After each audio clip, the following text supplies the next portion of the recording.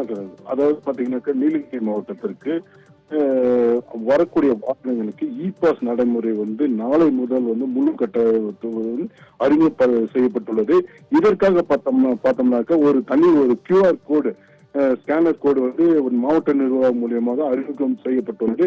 இந்த QR code scan மூலியமாக இங்க வரக்கூடிய மக்கள் இ பாஸ் பெறுவதற்கு ஏதுவான வசதிகள் ஏற்பாடு செய்யப்பட்டுள்ளது. இந்த நீலகிரி மாவட்டத்துக்கு நாள்தோறும் ஆயிரக்கணக்கான சுற்றுலா பயணிகள் வருகை புரிந்து வருகின்றனர். குறிப்பாக கோடை சீசன் ஏப்ரல் மே மாதங்களில் லட்சக்கணக்கான சுற்றுலாக்கள் வருகின்றன. இவ்வாறு வரும் பெரும்பாலான சுற்றுலா பயணிகள் தங்கி செல்வது வழக்கமான ஒன்று.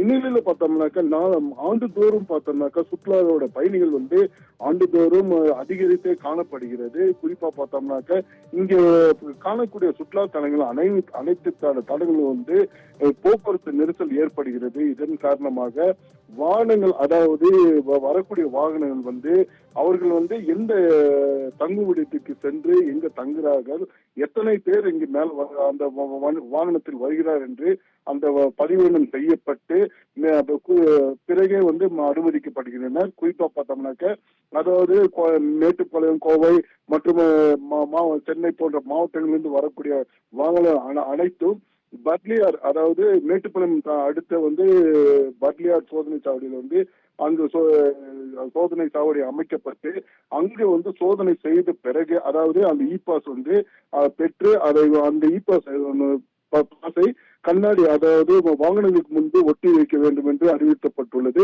இந்த இ பாஸ் பெற்ற பிறகே நீலகிரி மாவட்டத்திற்கு அனுமதி அளிக்கப்படுகிறது. குறிப்பா அதாவது அடுத்து இந்த நீலகிரி மாவட்டத்தில் உள்ள வாகனங்களை தவிர மற்ற வாகனங்களுக்கு கட்டாயம் இ பாஸ் பெற்றே வர வேண்டும் என்று மாவட்ட நிர்வாகம் அறிவித்து விட்டுள்ளனர்.